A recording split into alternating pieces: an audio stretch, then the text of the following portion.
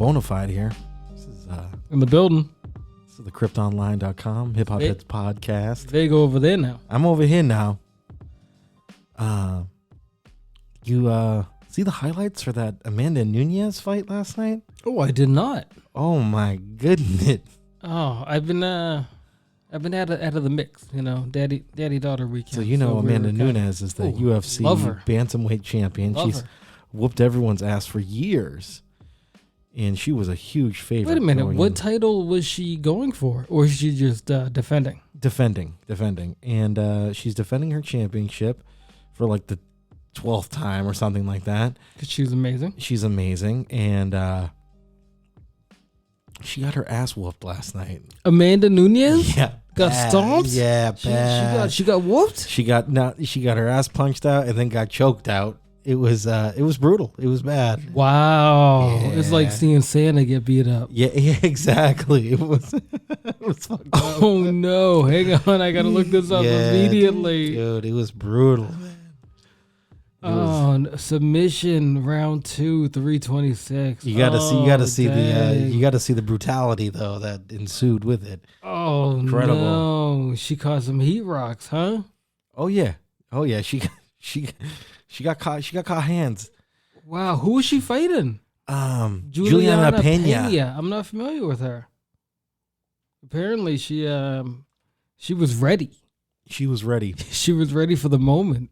Bam, she went in there, man. Holy moly. Swinging them things. She called down the fist from the heavens like Thanos. she was like rain fire. Yo, she fucked shit up. All right, I'm gonna look into this. That was a good one. I think Cody Gambrandt got his ass whipped. Gamebred got his ass whipped. And then same card? Yeah, same card. There was Dustin Poirier. Oh yeah, we know him. Yeah. He was fighting Charles Oliveira. Cowboy Oliveira. Cowboy's still fighting, huh? Yeah, got him up in the standing rear naked choke. Choked him right out. Yeah, it was good. Really? Wait a minute. Cowboy got choked out? No, Cowboy did the choking. Of Dustin Poirier. Yeah. Wow. Charles Oliveira there, the Brazilian. You gotta love it. Got him. He was good. It was very good. Very good night of fights. Very surprising. I wasn't expecting Nunes to go out like that. I'm a big supporter of hers. When these things happen, normally we'll be back and forth, but you were surprisingly quiet this weekend. Yeah. I was a little quiet. We chilling. What else went down? Oh yeah, then we had the Nancy Reagan Twitter blew up. That was crazy. What you got? Are you looking at the video? This is some Nunes stuff, but that was from a different fight. Oh, that was from her fight back in the day with Cyborg. Oh yeah, she fucking crushed Cyborg back in the day. But hang on, I don't want to just be playing audio over the shit. But it looks like oh my god. Boom, boom. Both of them look like they took lumps, though. Yeah. Ooh. No, but that finish though was the way. That shit was good. There it is.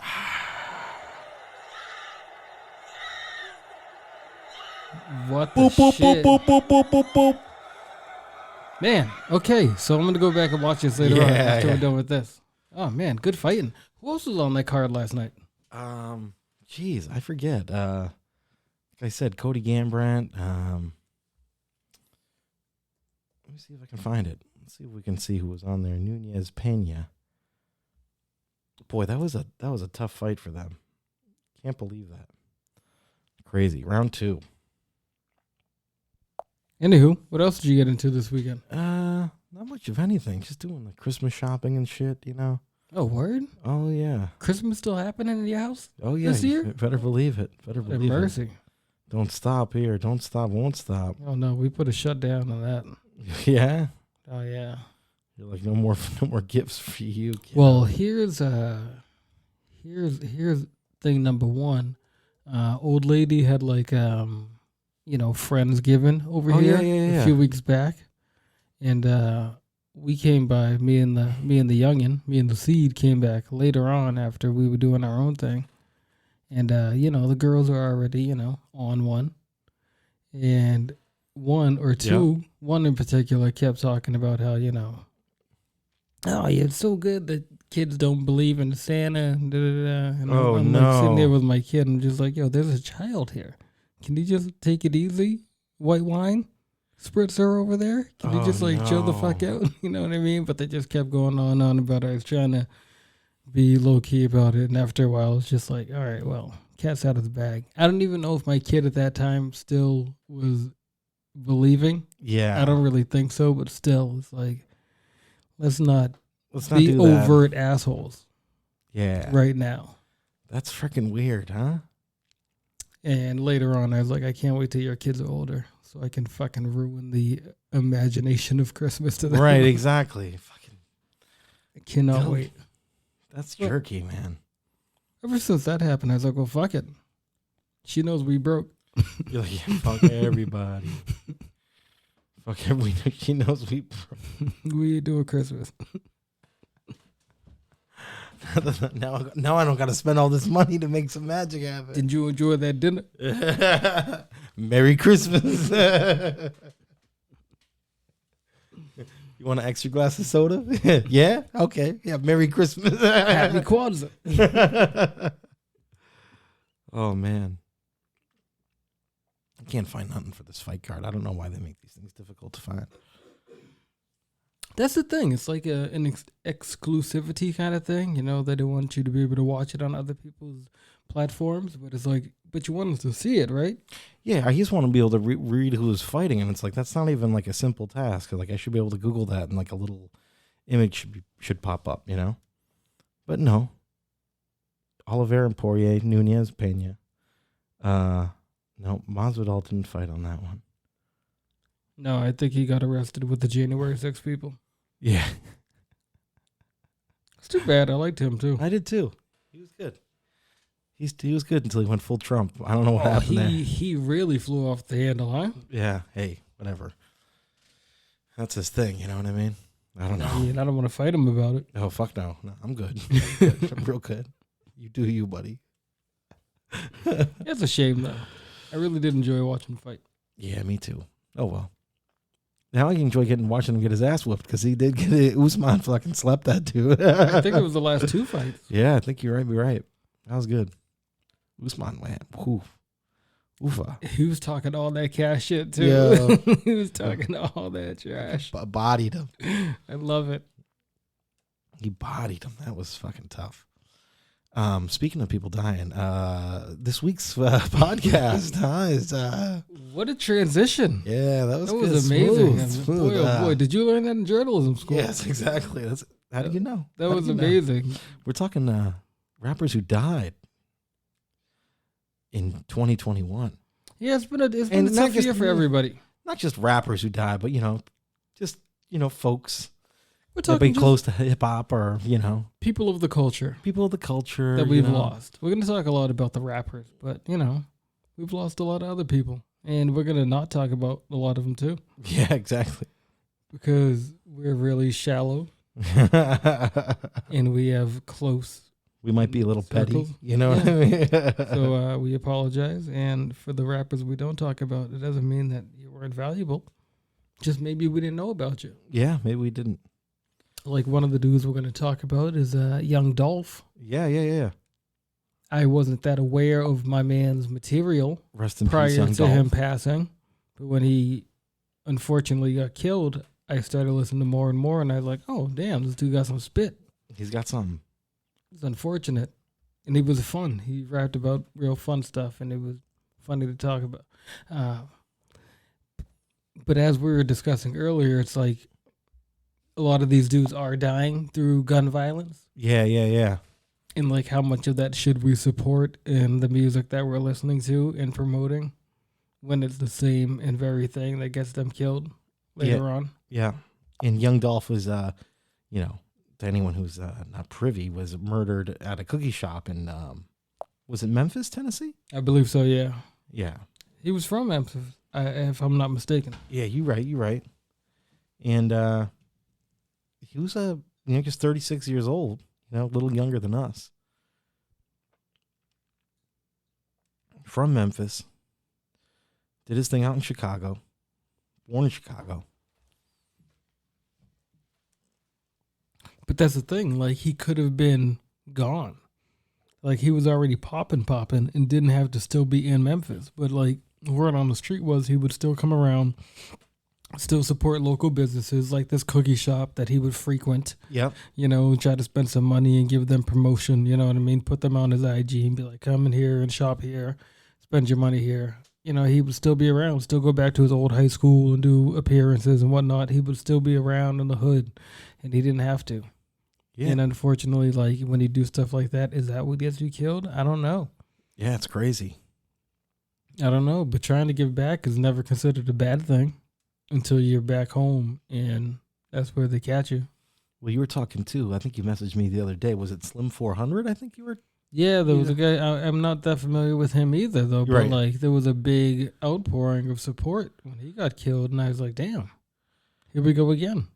Yeah, it's just crazy, and then it's just like everyone's just like, people are just getting killed left and right for. I don't know what, if there's being in the street or whatever it happens to be. It's very tragic, and it's just very strange too that, like, in hip hop, it's such a big thing. I mean, you got this dude, other dude, Chucky Trill, got in a shooting on a highway. Yeah, that was the on the highway incident, right? Yeah, and that's crazy too. It's like the Wild Wild West. Yeah, they'll catch you in broad day on Broadway. And then the Baby CEO, I think was shot as well. That's the name I've heard, but I'm not familiar with that gentleman. Sam. But I mean, that's just like, that's like 3 off the head. You know what I mean? Just coming right in there. Another one here, one of those Chicago drill guys, Edie 600, also killed, gun violence. It's just crazy. It's like, and the list just goes on and on. Like, there's so many that just died this year. And suicide is also another one, that's very deep right now. A lot of quite a few young rappers died of suicide as well. It's kind of wild. Is that like a big prevalent thing? I think so. There's more than one, at least, I don't know. You're gonna have to hit me to that one. Yeah, I'll get you on that one. I don't think rappers in general is a weird microcosm to this. I feel like the past 2 years or so, like, just nationally, suicides are up. Yeah. That shit's crazy too. Oh man, I don't want to be all dark though. I guess we gotta be. All right, let's do it. Yeah. We're going there. Yeah, so you had Hoofa. And it's it's hard to be, but I guess especially with these guys, like, since we don't really know them all that too well, you know what I mean? We're not familiar with their music. It's hard to kind of like celebrate and figure out, like, what was popping with them. But yeah, and I don't. There's others we'll go through them at all either. Speaking of gun and gang violence, you got Alpo also, who was murdered this year, just a month ago maybe. Yeah, murdered in Harlem, and that's crazy too. If you guys ever seen the movie Paid in Full, he's who that movie's about, or at least partly about. That, and Rich Porter was a friend of his who he may or may not have murdered, right?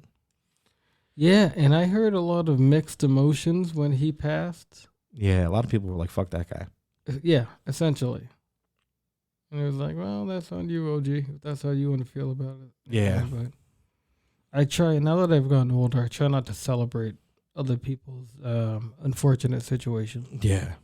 Whether it's somebody dying, somebody taking an L or something, it's just like, I don't know if that's for me to laugh at, it all depends too, on the person. Yeah, true. I mean, I still like to watch, like, little kids fall down and get hurt. Right. That's different though. Speaking of gangsters who were killed, Omar from The Wire, Michael K. Williams, That was a tough one, man. That was, huh? Wasn't expecting that. Drug overdose, I believe, perhaps, or that's what they're saying. Allegedly. I don't know nothing about that, or if that's the case, I hope it wasn't. But that very sad, man. What an incredible actor. What an incredible personality. Yeah, cool ass dude. Loved him in obviously The Wire, then Chalky, in Boardwalk Empire. What was he in most recently? Wasn't he in I love that Hap and Leonard. You ever watch that show? That was fantastic. I watched a few episodes of it. Yeah, you told me that show was kind of fun. Yeah, that was a good show, man. But the last thing I remember him being on was Lovecraft Country. Oh yeah, on HBO. yeah. And that was bananas. If you're into like sci-fi and whatnot. Yeah, I love that. You put me onto that. That was a great show. And I was gonna ask you a question, but I don't want to ruin the show. But it's been on for a year and change.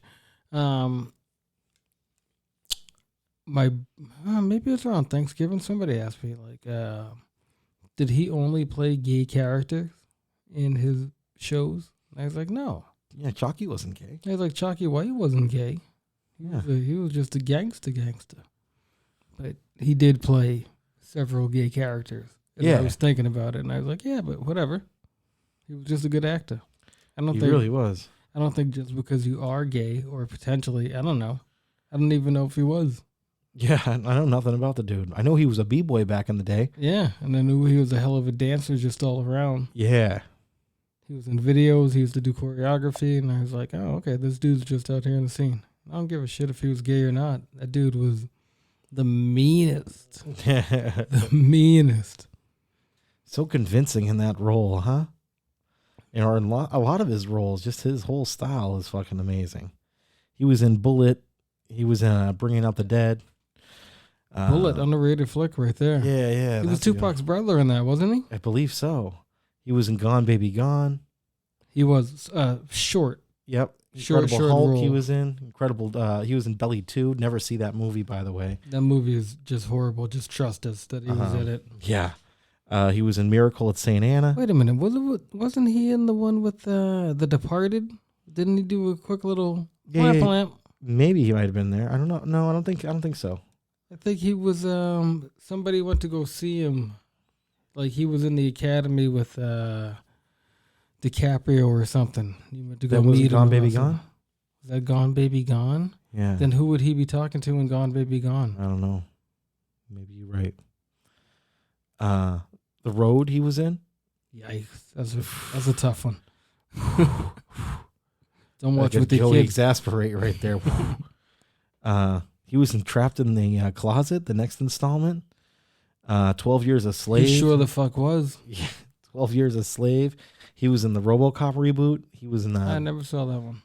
It was all right.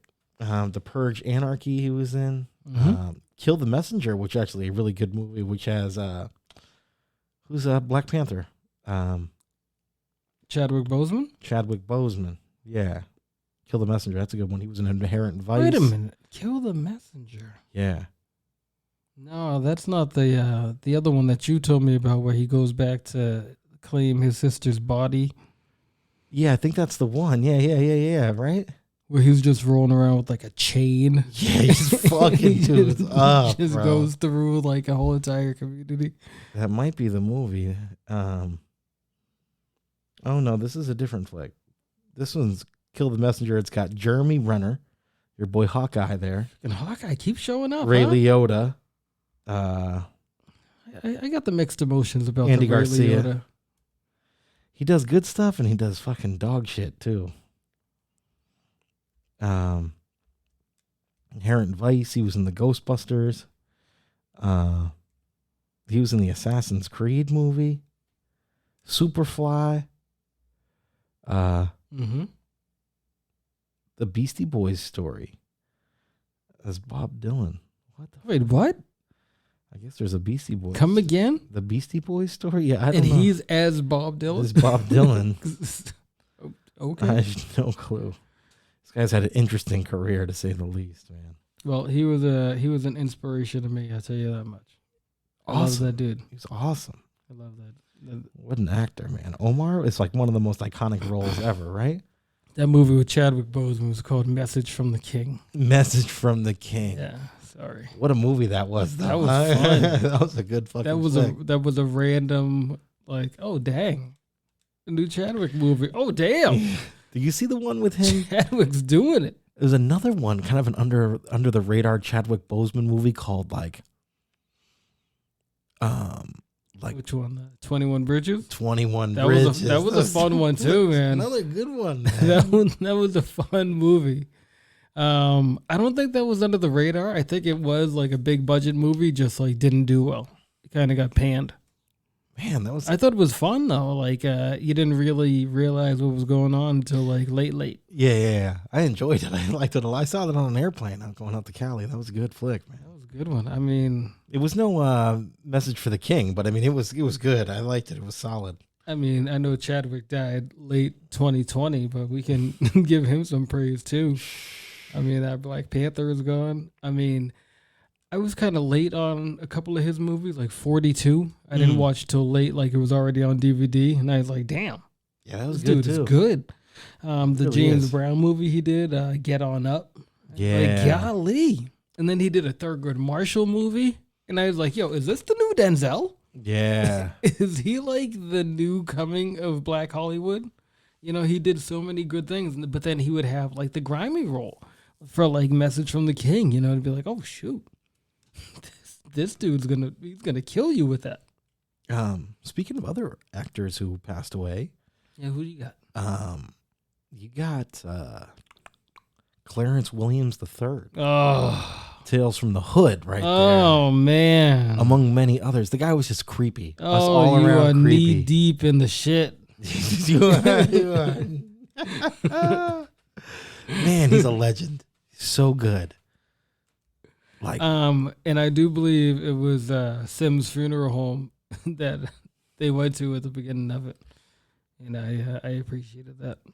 I felt seen, but I believe he was like Link in the Mod Squad from like back in the day, way in like back, the 70s. yeah. You know, like he's been a figure of this Hollywood community for a long time, especially Black Hollywood. But you know, Black Hollywood is Hollywood. Right. You know. Boom. If it wasn't for us, you know. Yeah. I mean, Black Hollywood met Nancy Reagan. Oh, wait, You know what I mean? kidding me? Come on. That's why your skin stayed so young. Oh, shit. Wow, Nancy Reagan just Crazy. took over our weekend on the old timelines.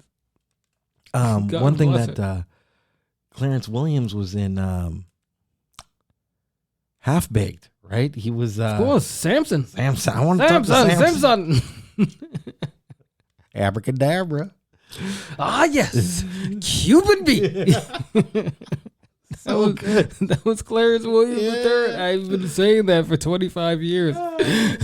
Yes, Cuban B. Cuban B. Oh man, that shit. Fantastic, man. classic. I mean, he's been just for our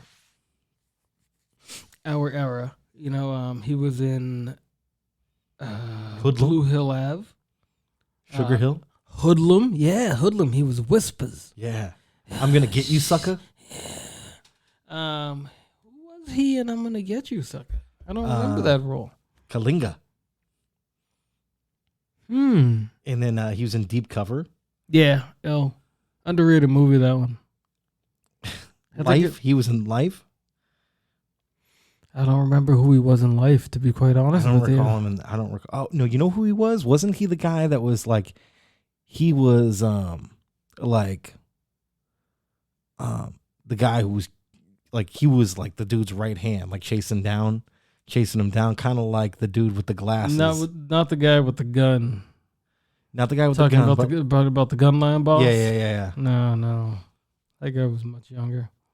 Anyway, we'll figure it out. The General's Daughter. He was in Reindeer Games. Reindeer Game's a good movie. I haven't seen American that in a long Gangster. time. The Butler. Oh, a movie. Yeah, in TV shows. Yeah, you're right. He was in the Mod House Nigga Squad. Whitaker. He was in an episode of the Cosbys, Twin Peaks, Tales from the Crypt, Law and Order All Day. Everybody Hates Chris. Speaking of that, he was in an episode of Empire. Come on, Your show. Come on, check out Empire. Speaking of your show, man, your boy Jussie got found guilty the other day. Your boy Jussie Smolet. Yo, he's the wackest, man.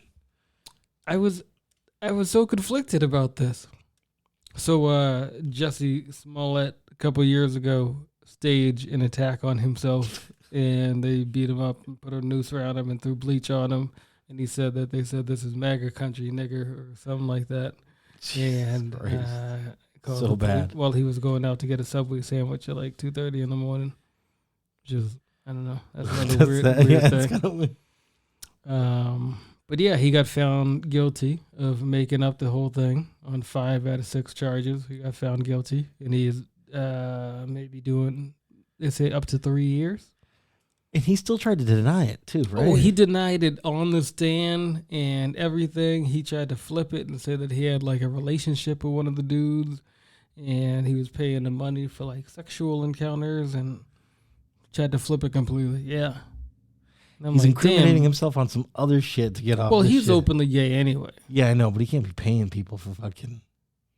I don't know. He said that he was paying these dudes to train him, but he was having illicit affair with one of them on the side. It was crazy, and the jury did not buy it, and so he's looking at time. Damn. But going back to what we were talking about, Lovecraft Country, his sister is on that show, Jussie Smolet, and she is fantastic. Yes. And now I'm like, damn, she's got to live the rest of her life. And everybody's going to be like, oh, your brother's that whack-ass dude who did that fake, phony jabroni shit. But is it like weird that like, all right, think about it this way, like this country is so fucked up that for a black man to keep his job, like he's got to come out and like do some outlandish weird shit in hopes that he fucking. But I don't even know if that was the reason. I don't even know what the reason was. You think he's just mentally insane? I think he just wanted clout. I think he just wanted people to care about him and notice him and want him, like love him or something like that. I don't know, man. Because he was still on the show. That's fucking weird. Like, I don't understand that. I don't get it, man. And all for good prank, but that's like, what the fuck is going on with you, man? Like, not for nothing. That's some crazy shit. I try to stay out of the gay folks' affairs, If it don't have nothing to do with me, I stay out of it. But he was doing well. And the weird thing is, it's like the sad part is, it's like none of that, like the whole story and shit, like wasn't that far fetched. You know what I mean? You're like, oh yeah, that could have happened. And that's the shitty part about it. Because we, as black folk, were like, oh, fuck that. Yeah. We're going to ride for you. Right. Because we know this racism. This smells like racism to us. Yeah. And so it's like, you fucked with us. Right. Black people. You know what I mean? You fucked with our emotions. You lied to us. Yeah. You make everybody look bad too. Like, oh, this is what you guys do. So all these motherfuckers who already have a bad fucking, taste in their mouth just makes it worse. You know what I mean? Yeah, for the people who said, oh, you guys complain about racism all the time, it's got nothing to do with racism. This gives them ammunition to be like, well, remember that one guy? Right, exactly. It's like, oh, shit. Got us there. Jussie got us. Jussie got us. Another actor, I guess, kind of an actor, a comedian, Paul Mooney, passed away. And staple of the rap community. Guy's the man. What was his segment on Chappelle's show? It was Negro Damas? Yes. Well, this is funny. One of the things that he did in Negro Damas, or I don't know if it was a Negro Damas segment or just one when he would just talk. He talked about how Wayne Brady was like, made Brian Gumbel look like Malcolm X or something like that. Yeah. In the past few months, Wayne Brady has come out talking about how pissed he was about that. Really? And he was on the show, too, with Chappelle. That's how it ended up coming out. Like, he said he saw Ashy Larry one day, and he was like, that shit ain't funny. That wasn't funny. Still kicking, or is he dead now, too? No, he's still doing good. Don't say that. Don't put those bad juju on Ashy Larry. Donnell Rawlins, keep doing you, homie. Ashy Larry's still out there. But Wayne Brady was like, nah, this is bullshit. And he was like mad vexed.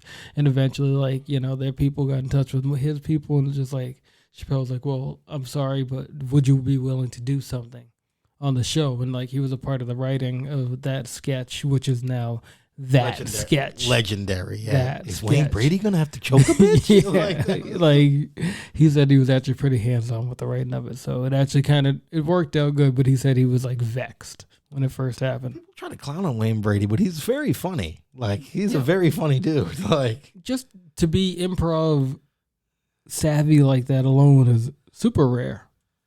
He's great. I love Wayne. I've always loved Wayne Brady. And I've always loved goofing on Wayne Brady, too. That's like part of the fun of it, too. Like, yeah, but I don't know. I think he understands that. But I guess not. I guess his skin was a lot thinner than I thought. Yeah, I guess when you have like a guy like Paul Mooney, you know. Yeah, I guess it depends on where it's coming from. Yeah. And you're like, oh, this might be a guy I look up to, and then it's like, oh, fuck, you know, like. Now he's clowning on me. Yeah, and he thinks I'm whack. Clown on me. And you've been working for years at your craft, and you're like, yo, fuck this guy, you know what I mean? Like, at least that's how I'd be. I'd be like, fuck Paul Mooney.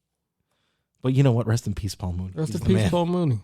He worked with Richard Pryor as well. We would have got not near one of them Richard Pryor stand-ups without Paul Mooney. The Richard Pryor show, Paul Mooney was a head writer on.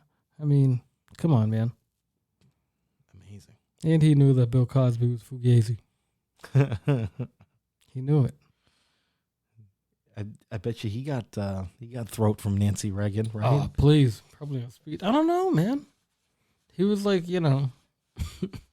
I don't know. He was like Dr. Umar at the time. Plus, I don't know. Him and Richard spent a lot of time together.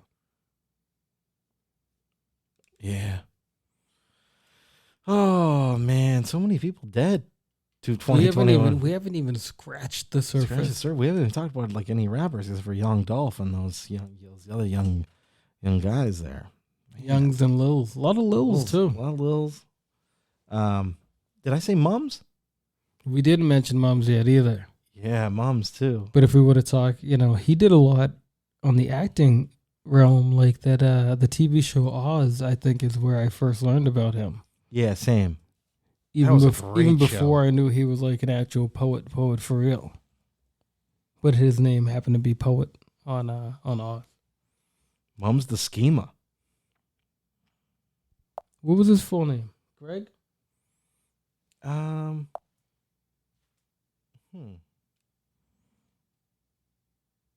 not quite sure. Craig Grant. Craig Mums Grant. Yes, thank you, Craig Mums. I got to put my glasses on. That board is so far away. Slam poet. And really good on that show. Oz was fantastic. Did you watch that show all the way through? I think I watched like the first 5 seasons. It got really like, it became too much at some point. You know what I mean? Like, there was a lot of hardcore shit going down in that show. Oh, you know yeah. I mean? And I was like 14, 15, maybe watching that show. I was in high school. Well, they did a lot the first season, so it was like, how are we going to one up? Yeah, and there was a lot of rape in that show. A lot of fucking rape. A lot by a lot of people that you see on TV now, and they're like, "Oh my god, that guy raped." Yeah, that guy's a rapist. That's right. The yellow M&M raped that guy. Yo, man, fucking Whiplash is out here carving SWAT stickers on people. Yeah, in 1997, that show started. That makes sense. That's when HBO was like booming. Yeah. That was like their first like real like grime time show. I mean, they had those like little documentary things here and there, like which is High weird on Crack Street and stuff like that. Most of those you can't find on HBO Max, which makes me really angry. Yeah, what's up with Hookers on the Point? You know why is that not available? Right? I want to see Lowell, Massachusetts represented. Right. So I took out my teeth and I sucked his dick. Like, what? Whoa, wait, hold on. I got to rewind that real time quick. Out. You look like you down bad. Whoa, hey. You pumped the brakes. You pumped the brakes here, lady. Why is Dream on? Not on HBO Max. Yo, that's a crime against humanity right there. What are we doing? Why are you depriving We us? can't get some Red Shoe Diary. We can't get some young fucking... Remember that show, what was it, Southside? Oh, yeah. Why is that not on? That was an HBO original program. And they have some... What are we doing? Can't get Babar on there? Babar? Come on, for the kids. I can't get Babar? Yeah, come on. I used to love Babar. Come on, help us out here, HBO. Listen to us. At one point, they were about to take the Larry Sanders Show off there, and they thankfully kept it on. I would have been fucking pissed. That would have been fugazi. I watched that show all. This is one of my like staple shows to go to sleep to. Like, what am I gonna watch? I got a few of those. Show, yeah. Like you can close your eyes and not even worry about it because you know exactly what's going down. And I'll hear something, I'll laugh, and then I'll wake up and I'll look at the TV and I'm like, yeah, I'll lay back down, you know. When Wu-Tang was on the Larry Sanders Show, amazing, the best ever. Is Old Dirty Bitch here? Who? Old Dirty Bitch? You mean Old Dirty Bastard? Oh, I'm sorry. Yeah, sorry. What's up, my niggas? Like, what the hell? That shit was crazy. Hank, dude. Wow, man, what a show. Fucking Hank. And RZA was about to slap, dude. Oh, man. Yeah, dude, what are we doing here? Who's in charge of the program? And also, I know I complain about it all the time on the twits, but I'll do it right here. The HBO Max, you guys need to do something about your interface. You go to hit rewind, and this shit has a seizure. The fucking whole thing just completely freezes up on you, and then you hit rewind again. It's like, oh, are you sure? But it doesn't really ask you. It just waits a second to actually do it. And God forbid, you wanted to watch something? You press it again, and then it's like you're back 6 minutes. It's like, oh damn, I just wanted to hear that last sentence. It is horrible. Do something. Do something. Shit is horrible. Shit was horrible. I can't play any DMX music tonight. Rest in peace, DMX. Just because we'll get flagged or whatever, because it's all on Def Jam and stuff. The only thing we've got hit for so far is the Ghostface episode for the Big Daddy Kane episode, because we played Conway and West Side Gun. Oh, that was the only one that we've gotten flagged for. I'm very surprised. Fuck them. Well, thanks, West Side. But that doesn't matter. I wonder when you go back and replay them now, is that song just gone? No. They won't let it play on some platforms or whatever it is. But don't worry, we're up on most things anyway. Interesting. Not too worried about it. Interesting. Yeah, we probably should play some music. We've been fucking babbling on about bullshit for a minute now. Sports, guys. Marvin Hagler, Leon Spinks, boxers. Boom. Are we just gonna rifle off names? Rifling off names now. Hagler, though, is that dude. That he was one of the greatest. Massachusetts, right there. We're not gonna play music. Okay. Yeah, we're not playing fucking. All right, music. All right. We'll just talk about dead people. All right, that's fine. All right, hang on. Let me go get my smoking jacket so we can just make this officially sad. Yes, marvelous Marvin Hagler. That fight with Hitman Hearns, man. It's the greatest 5 minutes ever. Prior to Brockton, I watched that fight in a journalism class I took. My teacher was luckily super cool and a huge boxing fan, and he himself said, if you want to watch the best boxing match of all time, we're going to do it on Friday in class. And I said, well. I'm in. Normally I skip class on Fridays, but you had me there, sir. Yep. He knows how to speak to his students. And he was right. Amazing, huh? Those dudes went toe to toe. Boxing was a different animal back then. I feel like we just saw more of it, so maybe that's why it was more popular for us. It was on every Saturday afternoon. You had the USA Tuesday night fights, I think it was. It was a wide world of sports. Yeah. We get to see them all the time. Howard Cosell on the call. Marvelous Marvin. Wow. Did he pass away early in 2021? I believe, I thought it was this summer maybe. March. So yeah, pretty early, and he was 66 years old. He passed in New Hampshire. I'm having a tough time this year differentiating time, because it seems like everything is just going so damn slow. Yeah. Time's going slow, brother. March feels like 1989. Feels like it was so long ago. His record was 62-3. and 2 draws. 52 wins by knockout. That's a bad dude right there. What was the record one more time? 62 wins and 3 losses and 2 draws. Who were the losses to? Well, I know one of them. He has 3 decision losses. Sugar Ray Leonard got the draw to Vito Antifermo. Got a loss to Willie Monroe, and then Bobby Watts. All by decision. See, they never knock him out. Fuck no. He was only 66. Good gracious.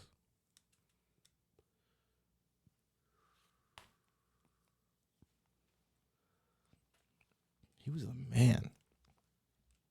Guy was just a bad fucking dude.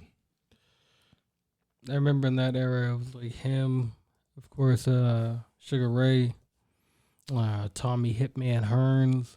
Yep.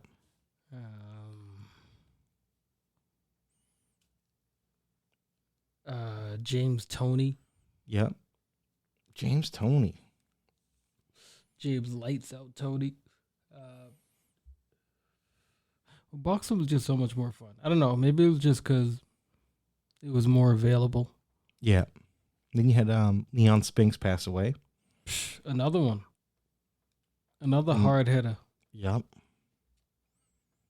He did a little, he wasn't so hot at the end of his career, but he was 26-17 with 3 draws. But his the first half of his career is pretty solid. Yeah, in the end, he was going for the money fights. Yeah. He fought Muhammad Ali and won. But then Muhammad Ali got him in the rematch. Muhammad Ali got him in the rematch by unanimous decision. And then he got the loss to Larry Holmes. And then he kind of went downhill after that. He did lose to Tommy Morrison, too. Tommy the Machine Gun. No, he didn't. No, I'm just joking. Tony Morrison. Oh, my God. Tony Morrison? Yeah, Tony the Morrison. author? Yes. Jeez, man, he was down bad. Yeah, it was tough. He needed the money. I was like, he lost to Tommy the Machine Gun? No, that would have been great. Must have been post-HIV. His last fight was December 4th, 1995, Leon Spinks.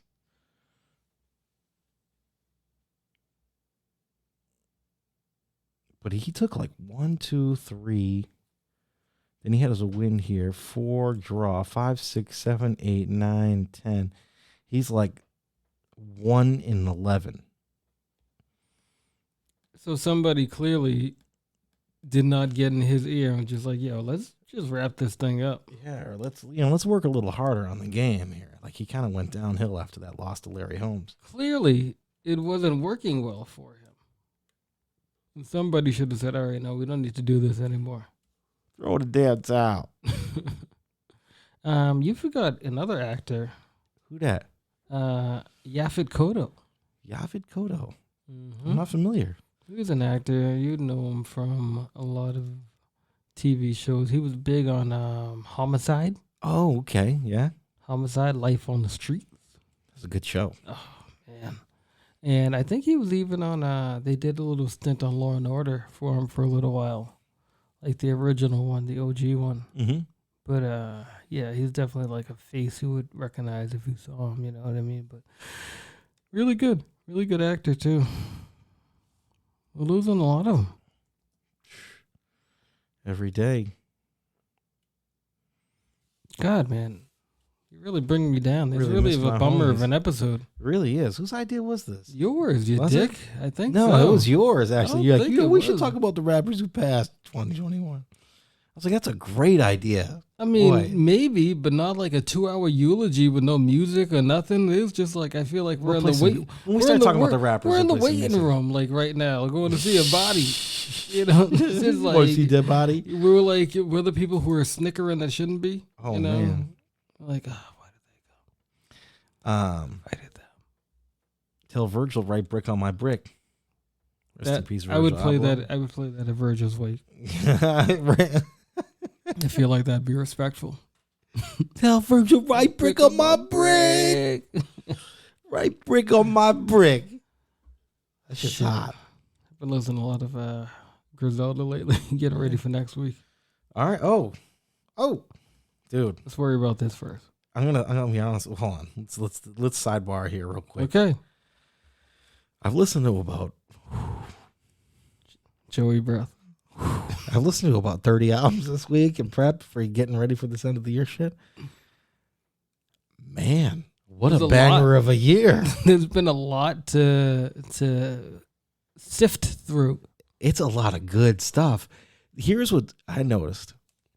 What's the problem? The problem here is there's a lot of albums by a lot of dudes who just put out a lot of shit. So it's like you got 4 albums by Droog, okay? Yeah. Then you got like 4 albums by another guy. Oh, speaking of which, last week when I told you to put the outro of an album on, I meant the outro to like a different album.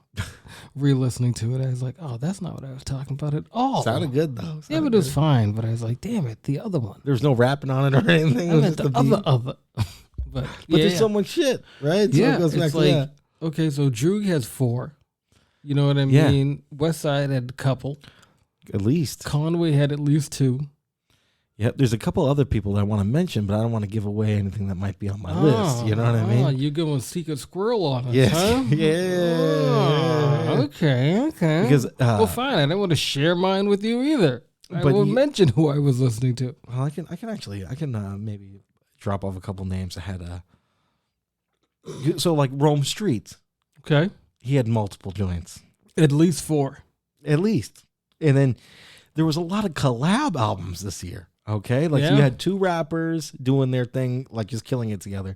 Then you had a lot of producer and meets verse rapper albums too. Like there's a lot of that shit, and there's just like, whoa, like in all of it, very good. And then you have the guys who dropped like 4 albums, like you said last week. Like, do you just like go eeny, meeny, miny, mo, and like just throw one in there, or like do you have a favorite of the 4, or like, man, there's a lot to unpack right now. I mean, yeah, because you can't just say, I'm going to take Droog as my favorite artist because he had these 4. It's like, no, I want to hear the one. Yeah. Give me that one project. That was the one. And that's going to be hard to do because with the output, it's just like fucking nuts. Yeah. Yeah, I have my list down to like 20 right now. And I have 20 names, and I'm like, okay, they probably have like 3 albums each on that 20 list. And then I'm like, okay, how am I going to do this and get it down to 10? And I'm like, I already know what my number 1 is. So that's already out of the way. But everything else, the other 9, I'm like, fuck. I can honestly tell you I have no idea what your number 1 is. Good. You might not even know anyone on my... I think you might know like maybe... you'll know a couple things on the list. But for like the most part, you'll be like, what the fuck is this? Which will be fun because then... it'll put you onto something new. You know what I mean?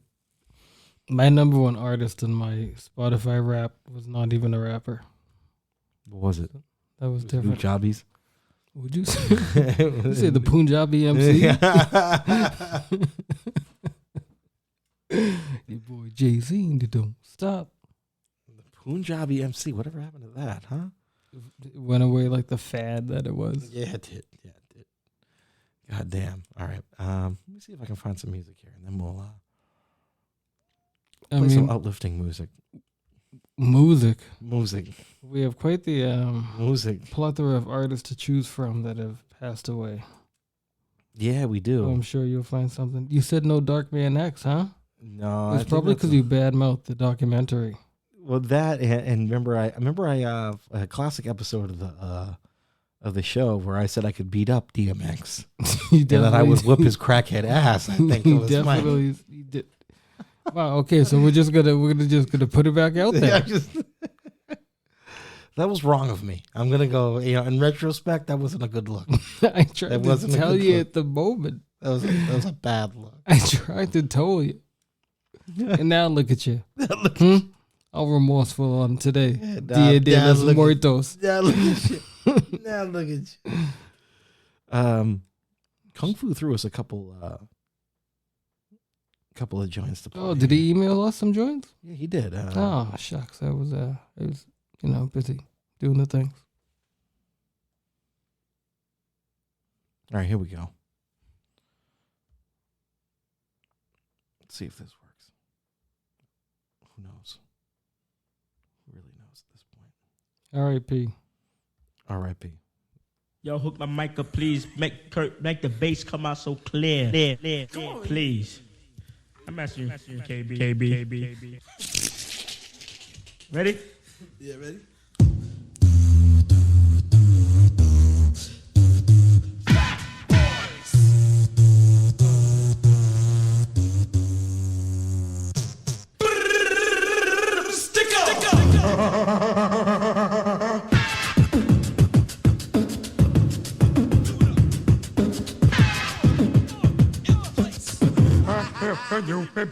When fresh beats and rhymes collide, the result is a hop and the fat boys fight to get ready for this. We give it up, no slack, you guessed it. The fat boys are back.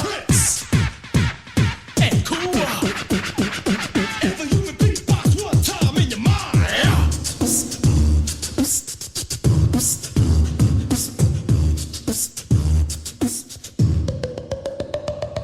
Amazing to the eye, devastating to the ear. And if you've never seen him, you wonder where his beats come from. Machine or man, he's also cutting up cause he's in command. So cut it up.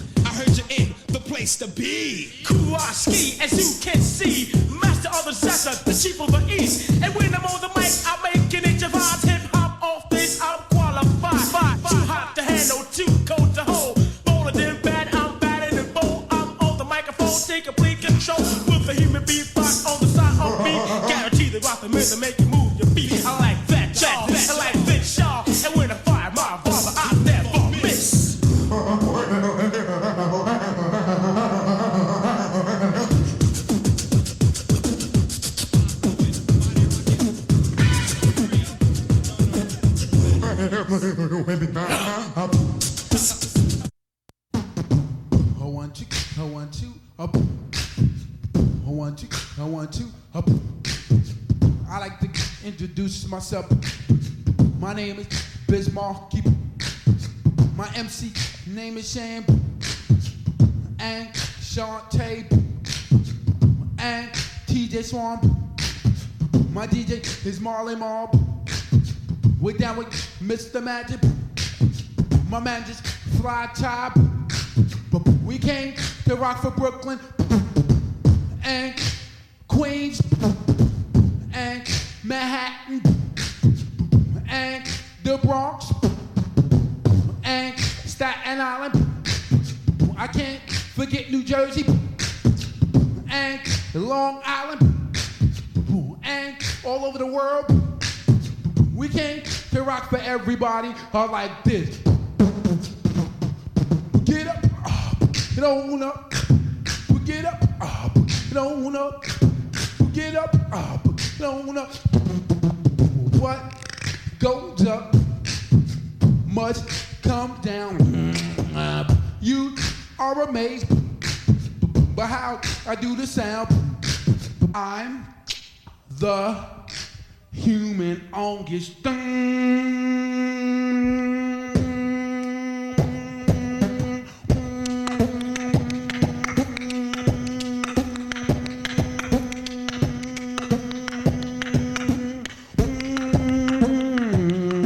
My name, Hanneman Monkey, and I don't know.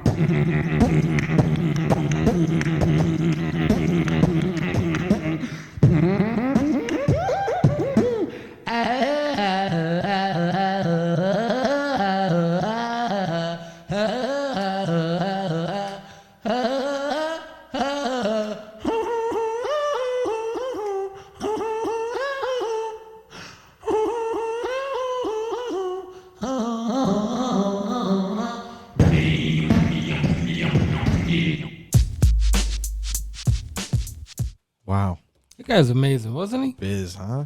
First you had the Fat Boys there.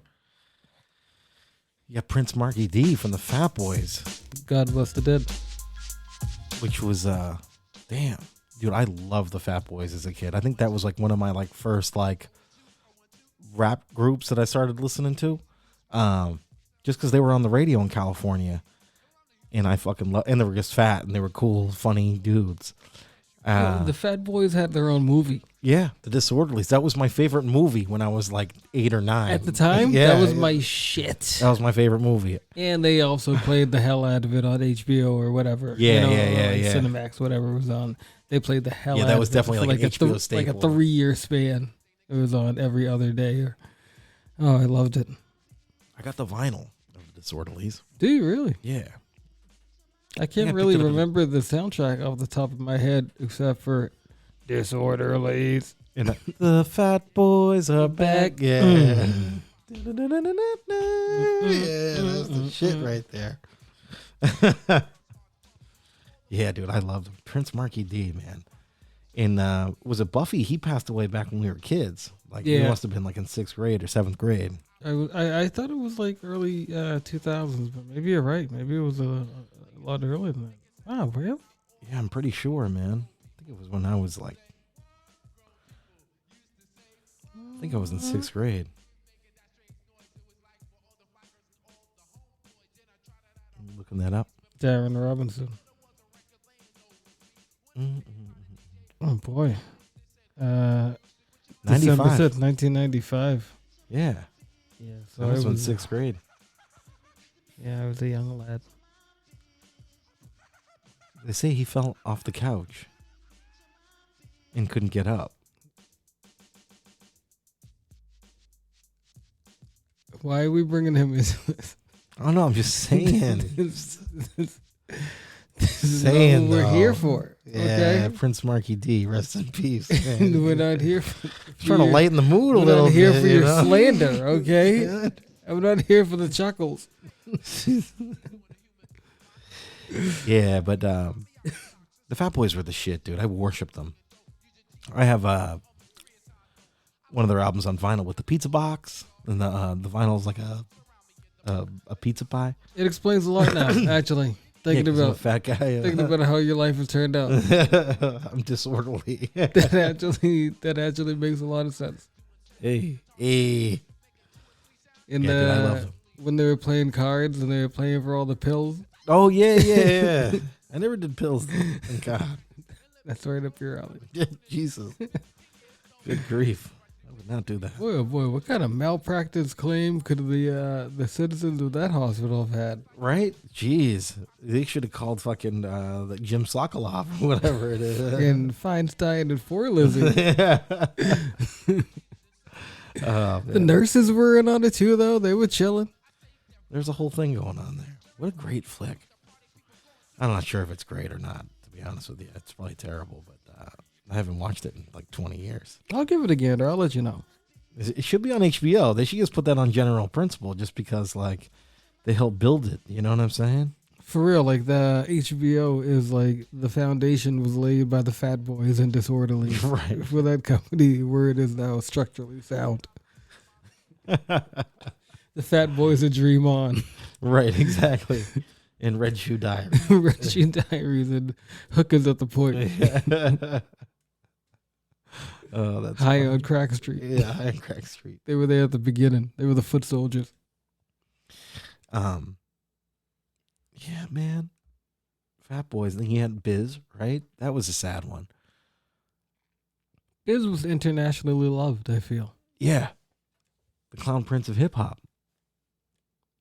And like stretched all the generations. We were talking before we came on air about that when he had a nice run on Yo Gabba Gabba, Yo Gabba a Gabba. child's television program that I was so happy because my daughter was very young at the time, and I was like, oh, look who's here on Thursdays teaching us how to beatbox. Yeah, Biz, baby. It's yeah. our Uncle Biz. God, he was cool. It's a Yeah. shame, man. It's a shame they die so young too. World-renowned DJ. He had cool toys. Was he an author? I think he wrote a book too. The diabolical Biz Marquee.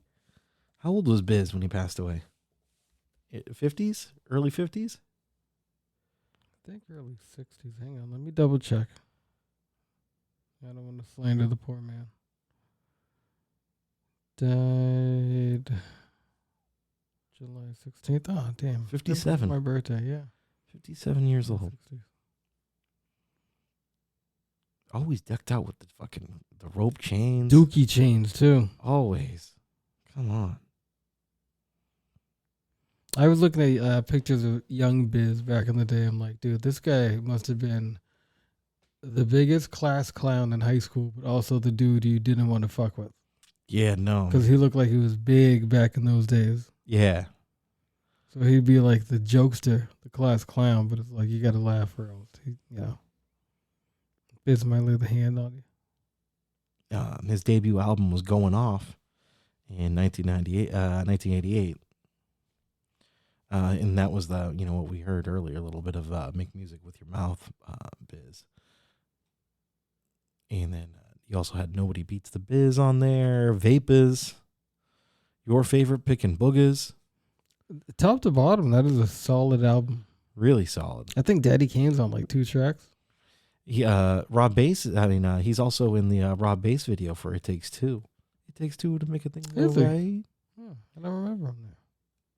And then his second album was The Biz Never Sleeps on Cold Chillin'. Mm-hmm.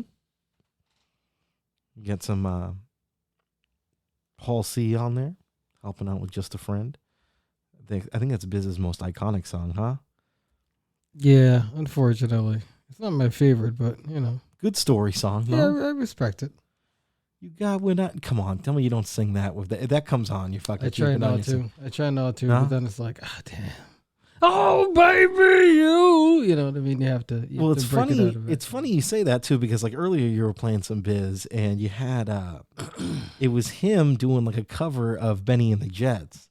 He's so funny. And one of those songs are very similar in that sense, where like it doesn't matter like where you are, that comes on, and it's like you just can't not sing it, even though it is not the greatest. Yeah, it's just Benny, and then same thing with you got what I need. You got to just okay, you got me. Yeah, exactly. Man, Biz was cool. Yeah, and it's just like you said, very cool coming back in with like television. He was in Men in Black 2. Super funny. He was on Celebrity Fit Club. Remember that? I don't. Really? Yeah. He was on that show for a little bit. He's been on Wild and Out. And then, of course, Yo Gabba Gabba. Very cool. What a career this guy had. Great DJ. DJing all around. He was in Sharknado 2. Give that man everything. Something going on over there. Fucking dog just came out of nowhere and scared me. And in 2020, he started hosting a show on Rock the Bells Radio. And that kind of sucks because, then he got sick after that. He had the diabetes. Yeah, I heard he was still like an avid vinyl collector. Yeah. So, I remember Questlove telling stories about, like, he would have, these very rare and, super just poignant and, like, things that he felt sentimental to. Yeah. He'd be like, oh, you never guess where I got this from. Mm-hmm. And he's like, I'll let you hear 5 seconds of it. But just all around cool dude. Yeah. We're going to miss the Biz. Yeah, the Biz. Another rapper from that kind of era, I guess, a little later, but Shock G. I was wondering when you're going to mention Shock G, the one that puts a satin on your panties. Yeah, Humpty, aka Humpty Hump. That's a fucking bummer right there. The bummer was that most people didn't realize that he was Humpty Hump until after he died. Right. Yeah, but that's part of the whole mystique of it, right? I guess. Or I guess you could listen to Digital Underground and you hear Humpty on there occasionally and you're like, oh yeah, this guy, or that you see like a random feature by Humpty and you What just if think you just look at a picture of him? You could do that. you could do that. You're like, oh yeah, that's just the same guy wearing a fucking Groucho mask. You look at know the what I mean? picture Like- and you'd be like, this ain't no Clark Kent and Superman type shit. All right? Just, it's the same man with obviously phony friggin' Groucho. Okay, you say that, but like on Twitter this week, it was like another Tony Hawk sighting, right? And wherever he I saw goes, that. People are like, "Oh man, you look just like Tony Hawk, dude." I see that all this every time he posts them. it's amazing. I'm like, yo, I would have slapped these people. I think this last one, the lady at the register said something about him like Tony Hawk. And on the way out the door, somebody said to him, "No, you really do look like Tony Hawk. Though. You really do look like him." And he just kind of shook his head and kept moving. I guess it could be like, oh, you look a lot like Shang-Chi. Are you look a lot like Humpty? You know, Man, you his cousin. you look a lot like the Humpty Hump. And I guess another one, kind of an older, old school rapper. You have Ecstasy from Houdini. Oh, who also passed away. We didn't talk about him. You need to chill. The dog wants to join The cast here, huh? Is there? Hang on, I'm looking at my list. Is there a rapper with a dog name that I'm missing? Yeah. Siegfried. There was Siegfried from Siegfried and Roy. Yeah. Did he die? That's who she. Yeah, early 2021. Yeah, shit. Siegfried died. I don't think it was a mauling. He wasn't eaten. I don't think so. I wonder if that was like in his will, like, oh, you feed me to the cats. You know what I mean? Oh man, some Tiger Hunter shit. Tiger King, whatever the hell that show was. Did you ever watch the second season of that? I didn't, because I was like, what the hell's the point? Yeah, I didn't either. But still awesome. You know, I like, might give it a run. give that a spin. I'm like, we haven't learned any. Like nothing's happened no. since the last time. I think it's the only thing that happened. He was hoping for the pardon from Trump that never came. And it didn't happen. So I'm like, what do I want to watch a whole season about nothing? I guess we can hope for Joe Biden to do it. You know, like. This rate. Anything's bound to happen. Yeah.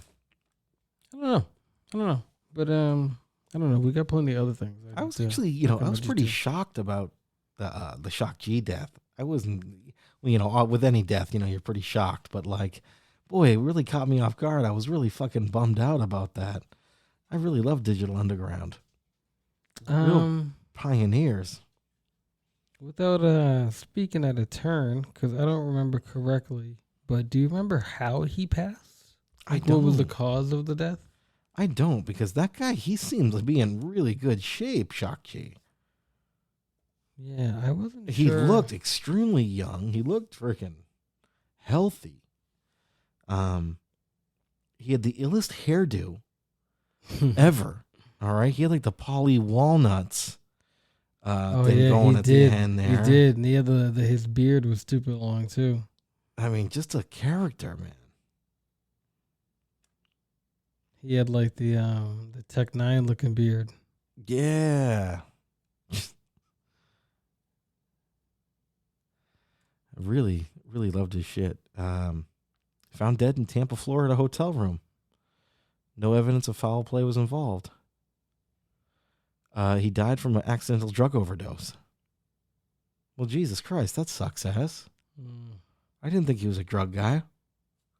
As I'm looking at his picture of him as Polly Walnuts and a giant fucking beard. Wow, maybe I'm pretty naive, huh? Jeez Louise. You just believe anything the white man says. Golly. Yeah. I'm not going to speculate on that man's situation before he passed away, but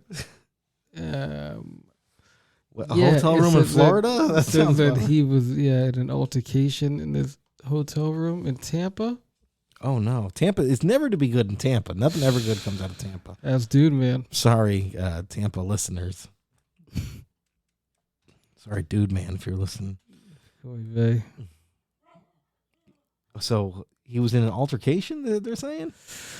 He got into an altercation with other hotel guests, was throwing water on them, stripped down to his boxer shorts before being escorted out of the hotel. Was he in, do you think he was in like, what do you call that? Like in character? Like maybe he was just fucking around? But I guess that means like, going back to like an accidental drug overdose. Which character? Like Which character was he? The character from That Nothing to Lose movie with John Candy and shit. Dan Aykroyd. What was that called? Was that Nothing to Lose? Nothing to Lose, I think. Boy. No, Nothing to Lose was Martin and the other guy there. Who's the other guy? Martin and Bill Pullman? I was thinking it was the guy from Shawshank. Yeah, no, it is the guy from Shawshank. It is. So it's Chris Rock and Martin and the dude from Shawshank. Tim Robbins. Tim Robbins, yes, thank you. Yeah, we'll get there eventually. What an awkward fucking movie, huh? Jesus Christ. That movie sucked. They're fucking like handcuffed to each other. It was no good. It was not a good movie. Not a good team up. Did we see that together in the theater? Could have. We've seen a lot of bad movies together. Yeah, we have. Jesus I Christ. think it was just we watch too many movies. Yeah, but that's hey, part listen, of the problem. you gotta find a dud every now and again. Yeah. You know what I mean? Yeah. Man. Shock G, dude. Wow, what a way, huh? Damn. I would have never known that if we never did this show. That's fucking a wacky story. I didn't remember hearing definitively how we went, but I didn't remember hearing good things. I also remember hearing something about him being in a bad way, like mentally. Yeah. Before he went down, which sometimes can lead to accidental overdoses. Exactly. Yeah, something like that. Yeah, exactly. Or if you have like a bipolar thing, you might be doing something that you normally wouldn't be doing. You would never, ever in a million years do. And like I said, that he didn't, at least to me, he didn't come off to as a guy who would, I don't know.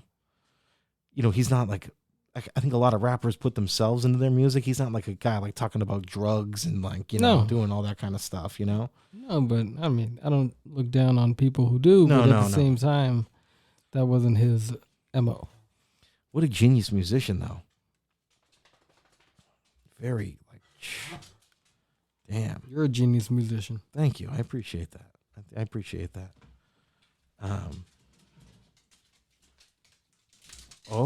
The doggy needs to go out. This dog just is the coolest. Jelani's letting him out. Letting her out, for that matter. I should be looking up some music, but I'm not. But hey. Other people who passed away. You got Double K from People Under the Stairs. Do you remember that crew? I remember the crew. They were a underground rap group from Los Angeles. They kind of came up in our time when we were listening to a lot of underground. Well, I mean, I guess we still do, but in the heyday, that late 90s. You got anything that you can help me to refresh my memory? I believe I do. They came out with, I actually bought it on tape, an album a couple of years ago. It's actually probably longer than that now. It's probably like maybe 8 or 9 years ago. It was actually quite good. I think their most renowned album was the Acid Raindrops joint, which was their first thing, which it was in a lot of like you saw it in magazines back then, and then they came out with an album called the OST, which was got a pretty big buzz back then. And I'll play something off of this 12-step program. Double K, you said from, what was the name of the group? People Under the Stairs. Well, it's so funny that you mentioned that, because Kawinky Dink, one of my favorite movies growing up was this movie called The People Under the Stairs. Yes. It stars the dude from David Byrne from The Talking Heads. Yes. Yeah, what a fucking role that was. So this movie has been like nowhere to be found on the streamings for a while. Really? Yeah, I just couldn't find it. It was on Netflix a couple of years back. So I went back to my mom's a few weeks back, month or so ago, and I have it on DVD. Really? So, yeah, I had it. And I grabbed it and brought it back here and put it in the DVD player, and the DVD player wouldn't read it. Are you kidding? It was cursed. What the fuck? That's whack, man. You were so close. You were so close to getting People Under the Stairs. But then they got you. Now looking it up now, though, I think it appears to be available Where is it at now? on the old Stream de la Streams. It looks like I can watch it on the old Tubies. Really? The YouTubes? On Tubi. Tubi. Yeah. You're not down with Tubi? I'm not down with Tubi. Tubi. All right. I've heard of it. But Check out Tubi. It's All free. right. They got TV shows. They got movies. They got a lot of like 80s style, like action movies. You know, good like trashy stuff that we would really get down My with. kind of stuff. All right. Yeah, Tubi, and it's free. You know what I mean? If you're, need something just quick streamings. Oh, hello. Got some people on the stairs here. This one's called the Double K Show. Rest in peace, Double K. Rest in peace. All right, here we go. And dice is the ones that twos, double K, trouble and cruise. They can't understand the way his hands move. God-given gift of being swift on the tables. Try and copy his cuts, you're nuts, you're not able. The RCA cable can barely transmit it. Stepping using his weapon to trip it, kid, forget it. Cause he can keep it on beat, transforming quicker. And serve that ass like a cold glass of hard liquor. The jack tripper, probably even rock the Regal Beagle. His double works a needle like a sweatshop illegal. I seen him rock a wedding and everybody let's sweat it. He did it in the DMC cause don't keep me forgetting. It's not about a routine but how will you rock? From touring overseas to gangster parties on the block. He's a one man, comparable to thunder. You see him before you hear him and that's what crews fear him. A big motherfucker controlling the ones and twos. Fat black DJ like them old school crews. This is for you little weak DJs. The one that talk shit while you're rapping shit. This is for you little weak DJs. You fucked up with wax, scratch this kind of shit. This is for you little weak DJs. The radio punk, grab a pen, take this. This is for you little. Now I'm the macaroni of the two techniques. Still chilling like Norman Rogers with my hands I spin. I'm never hamster using, I'm crossfader cruising. Slip match and hard liquors be the tools that I'm using. DJ, check out the way it gets done. I don't need no headphones, they get in my way, son. So watch me get busy like a tied phone line. Yo, it's DJ Double K, I said I'm going for mine. So freak it, go ahead, might get kind of folk. Get a little summer cake, y'all. He's gonna rock the place, and he has the bass up in my face. Yeah, up, down, and all around across Peter. Yeah, up, down, and all around across Peter. Yeah, up, down, and all around across Peter. I had to hold it between both of my fingers. Yeah, up, down, and all around across Peter.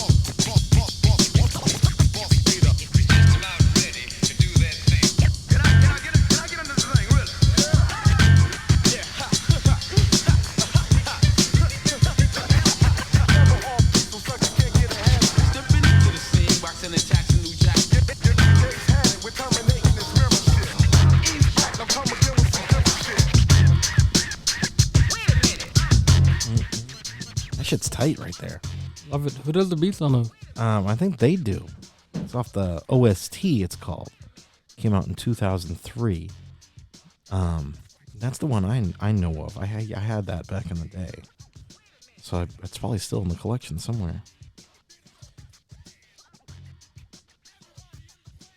Boy.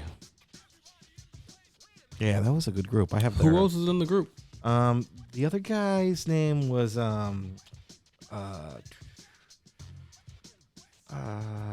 Thez One. That's right, Thez One, and then there's Double K. And they started the group in high school, and so they're just a it's a smidge older than us. Double K was 43 when he passed away. Oh wow. Yeah, Rest in peace. yeah, it's very sad.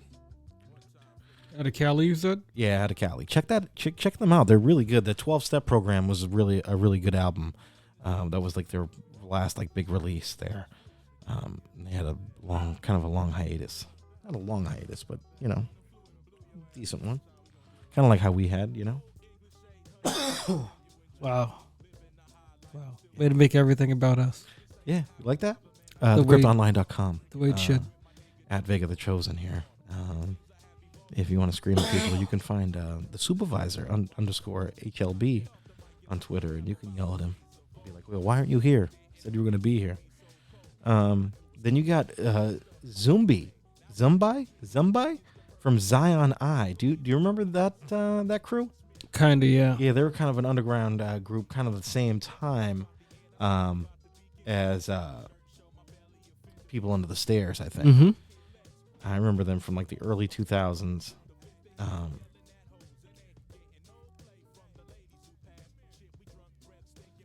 Yeah. How were you gonna relate it to us? Yeah. Bring it back full circle let again. me tell you. Well, he's passed away, and there's a lot of dead air on this show. So, I mean, there's that. Wow. Wow. All that space in between us talking. Yes. Zion I. Zumbi died at the age of 49 after being hospitalized with the Covifi. Damn it. Damn, Covifi got him. Who they got? With our friend there. Didn't last Fred year, the Godson? Fred the Godson. I mean, damn. Damn, not the covert VV. Yeah, he had an album with the Grouch. Bay Area, some Bay Area legends there. That's too bad about that fucking COVID, man. Fucking Bay Area legend. You're forgetting about Screech. Yeah. Oh shit, Screech. Yeah, rest in peace, fucking Dustin Diamond. Talk about a rap name, huh? For real, Christ, dude. Come on, he should have been spitting instead of fucking calling, man. getting owned on TV every week by fucking cornballs. Or maybe not when he did the Pena later on. I mean, he was hanging out with Tiffany Amber Thiessen for quite a minute there. You know what I mean? Fucking Lark Voorhees. Let me holler at that real quick. I like how everyone on the show hated his fucking guts. That's what it seemed like. Yeah, it's like there's like I fucking can't stand this. But I think they did like some kind of tribute to him. On like there's a new like Saved by the Bell reboot on now, and they did like a tribute to him on the new show, where it's like everybody's there but him. Because he was dead, or because he's an asshole? Yeah, well, yeah, you take your pick. They all got together and like wished death upon him on the show. Did they already plan on doing the show and then he died? Or, it's like, which was it? The chicken or the egg? But I don't know. I still haven't watched it because I'm like, yeah, y'all didn't even care about him when he was still here. When he was doing the celebrity boxings and he had that porn where he gave the girl the friggin' the Hitler stash. Oh yeah, Remember Jesus that, Christ. dude? Yeah, that was some shit. The fuck's the matter with that dude?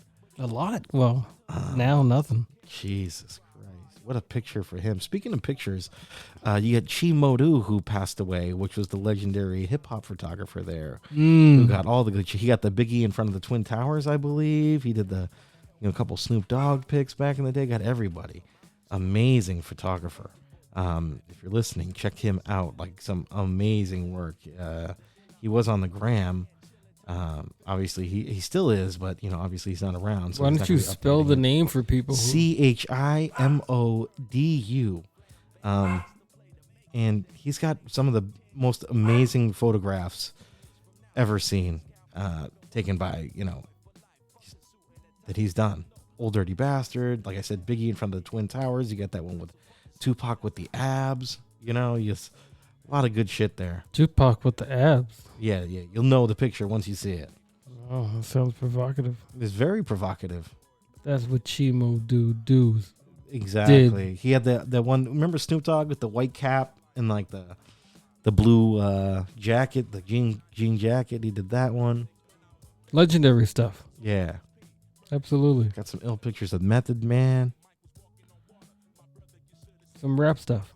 Yeah, some serious rap stuff. Legendary rap stuff. He got the Gangstar and Premiere, Guru and Premiere for the Gangstar. Hard to earn. Yeah, some of his work I'm looking at is super dope. Yeah, dude. I'm sure you recognize a lot of those photos too. The infamous cover.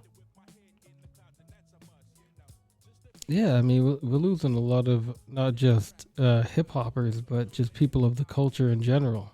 Yeah, and because like we brought up Virgil before too, because he was doing album covers. He's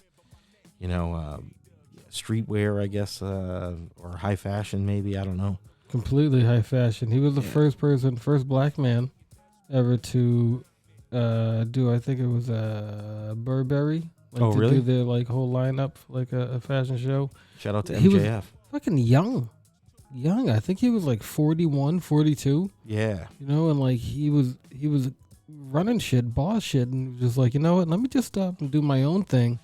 And started this whole other industry, Off-White, which was huge doing numbers. He had that Pyrex vision first, right? You got the Pyrex vision. I do.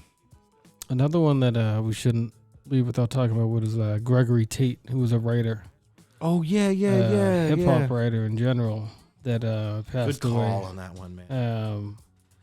And we sit here and we just talk about rap and do it in a joking manner. He did it in a way that I could never even think to twist my lips. Philosophical, I guess you could say. Yeah, but in like a fun way. That's just like, dang, I would never thought to think about rap, think about music in general in those words. I think he used to work for like Vibe. You know, he's kind of been around, done a lot of things. Genius. Everybody. Rest in peace to brilliant minds. Greg Tate. Yeah, wow. Yeah, he had a lot of famous pieces of work too.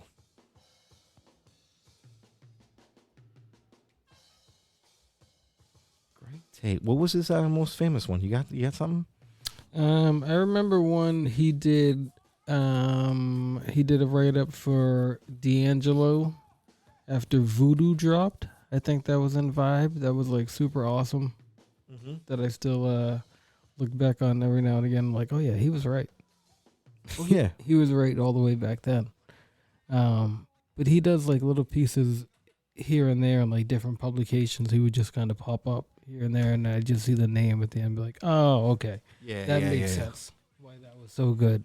Right. That makes sense. Okay, I enjoyed that for a reason. Yeah, that's too bad.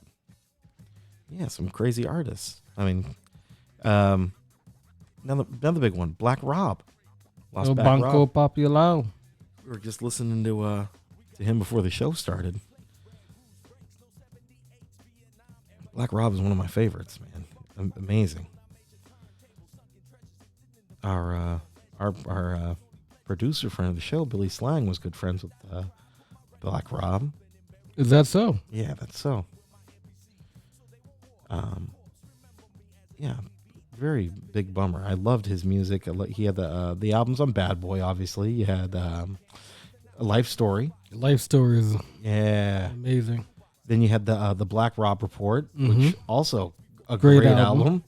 I mean, really good. I mean, talk about sleepers. I mean, then he was doing stuff with Duck Down after that. And I think he put out one or two on Duck Down. The Game Tested Streets Approved album. Which sounds familiar. Which is also solid. And then you had the other one, The Genuine Article. When was that? Like right around 2010 maybe? The Game Tested Streets Approved? Yeah, 2011. Okay. And then the follow-up to that was in 2015. But then, so, I guess we were probably right out of high school when the not the Black Rob Report, but the Life Story came out, the year we graduated high school. Yeah, that Woe was popping. Woe was one of the, I mean, for the people who aren't aware of Black Rob, but Woe was everywhere. Woe was the hugest. Like, I can't even, it's hard to describe how big it was. I don't even know what you could compare it to now, because there isn't like a hip hop song that would be like that magnitude of how big everybody knew Woe. Like, that was just like, whoa. Like, Black Rob explained it right there. What a huge hit that was. We would be leaving raves at 6:30, 7 o'clock in the morning. And you'd hear that beat. People would be driving by with that bumping out of their cars. Crazy. They'd be playing at the party, too. Like, that was such a huge hit. Golly. This isn't even that kind of party. But. In that album, though, like, even though despite, like, that really taking off, the album was really solid. You got a CeeLo feature on there. You obviously got, G-Dep. Is he locked down still, G-Dep? G-Dep might be close to getting out. Is he? To be honest with you, I think it's, about that time. turned himself in, right? That's a different story for a different day. Yeah, it is. We should do a G-Dep episode. Holy shit, huh? Yeah, okay, so this makes sense. The I was locks gonna on say there. that Whoa, and the only other song I remember leaving raves and hearing just straight up rap music coming out of people's cars was Bombs Over Baghdad. Oh, your bombs over Baghdad. People would bump that and just be outside their cars just dancing. I'm like, get me out of here. Uh-oh. Oh. Every week, huh? All the things. Not you, but you said. Yeah, somebody's got to do it. Yeah, you should bring out a little napkin and clean that up. Yeah, like a little just dab it and let it get bigger. Wow. Oh. Bonafide spilled the drink. It's all good, though. At least didn't get on any of the electronics or whatever. No. We learned our lessons a long time ago. We could play a little bit of something from Black Rob. Can you here. please give me a couple? Black Rob Johns? Okay.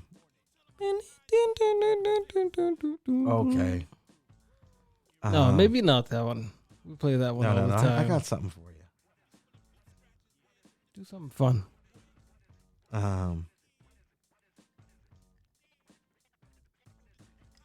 Do the song with J-Lo.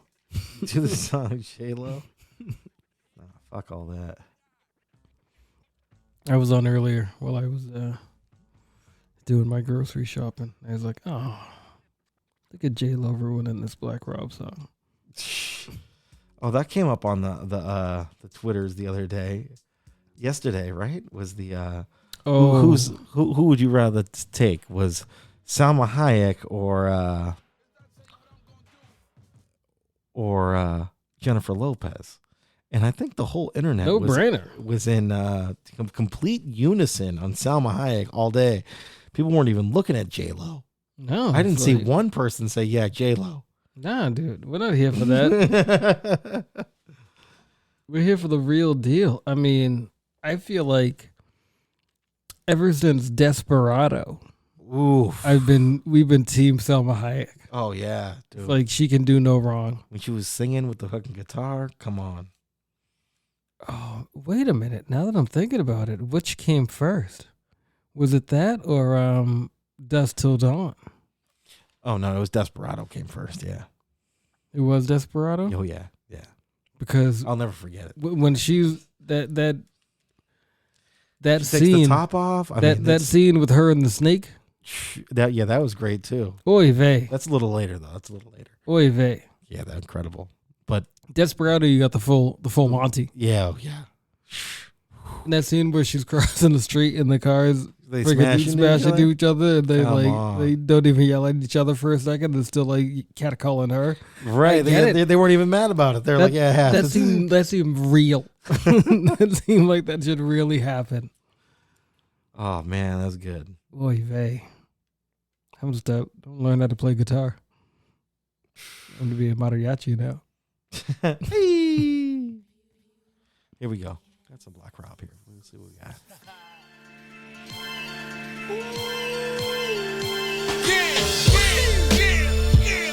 I'm a star in the hood. I'm gangsta. I'm a star. I'm a star. I'm a star. I'm gangsta. I'm a star. I'm a star. I'm a star in the hood. I'm gangsta. I'm a star. I'm a star. I'm a star in the hood. I'm gangsta. Had to put it on mad dudes. Transgress. Had nerve to ask how put two in his man chest. Kept bumping his gums and I'm stressed. Every other day I gotta go stab my own flesh. Ain't nothing post-traumatic about it, it's just deep. It's like trying to live out in the suburb of State Street. If I was a sign, I'ma get that deal. And if I was hungry, my main goal is to get that meal. Y'all love Blackie, spit the real. Since Mo was sniffing off the windowsill. Back then, they used to cake up, then go chill. It's 05, they mix F with they endo still. Saw a lot of old dudes used to work my block. They on Lenox Ave now, selling t-shirts and socks. Pushing everything they own in the shopping cart. So I threw them something, cause deep down it hurt my heart. What am I? What am I? What am I? What am I? I'm a star in the hood. I'm gangsta. I'm a star. I'm a star. I'm a star in the hood. I'm gangsta. No doubt. I'm a star. I'm a star in the hood. I'm gangsta. No, a star. I'm a star. I'm a star in the hood. I'm gangsta. Now I receive homage And I indeed promise, continue rocking uptown like I'm Rasheed Wallace. My team's marvelous, I'm holding crazy. Cold case slaying, shut down the golden lady. Don't matter what court I ball on, it's me y'all call on. I grind like they do Sean Paul on. It's all good, now Dre wanna produce me. I turned up the heat and got him sweating profusely. It makes sense since Haas and Prince, the Harlem Queens, money wash and rinse.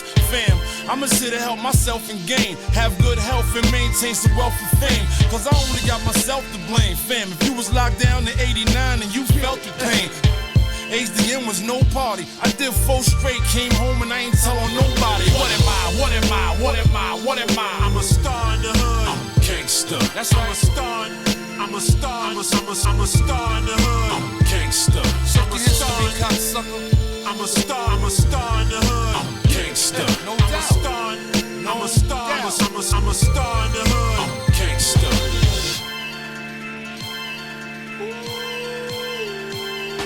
I don't really want the man to get on the past. Skeletons in my closet, sorta like Jurassic. When I was young, I had the game mastered. Since I used to pick pockets for sap, I'm a classic. I came to disarm alarms, grease some palms, sell some dudes, bury their moms. Yo, for real, I ain't never fronted. Cause all I ever wanted was a little bit of food in my stomach. It's been a while, I left that. That's why when I pop in the hood, people see me, they respect that. Brothers give me that. If I ain't pitching them taps, then I'm back hallway pitching them craps. And family, I don't listen to Jack. Nowadays, the Federals got my whole team missing the net. In the hood, my name prevailed. Ask some cats to put them on their feet when they came home from jail. What am I? What am I? What am I? What am I? I'm a star in the hood. I'm a gangster. I'm a star. I'm a star. I'm a star in the hood. I'm a gangster. I'm a star. I'm a star. I'm a star in the hood. I'm a gangster. I'm a star. I'm a star. I'm a star in the hood. I'm a gangster. I'm a star in the hood. I'm a gangster. I'm a star. I'm a star. I'm a star in the hood. I'm a gangster. I'm a star. I'm a star. I'm a star in the hood. I'm a gangster. I'm a star. I'm a star. I'm a star in the hood. Black Rob was sentenced to jail for robbery, for did a stretch, right? grand larceny with a 2004 hotel robbery. He was sentenced to 7 years. But then he came back out, did music, made some good shit. So it was right off of the strength of that first album. Yeah. I don't know what. I'm just surprised. I mean, he should have. And the way that song was played, he should have been a fucking billionaire. Oh, that thing was everywhere. It was in movie. I mean, that was everywhere. That was getting played every. I mean, I think that was even on rock stations. It was so big. Yeah, I could hear that on AAF in 2001. And you know, right before that, you had DMX who blew up.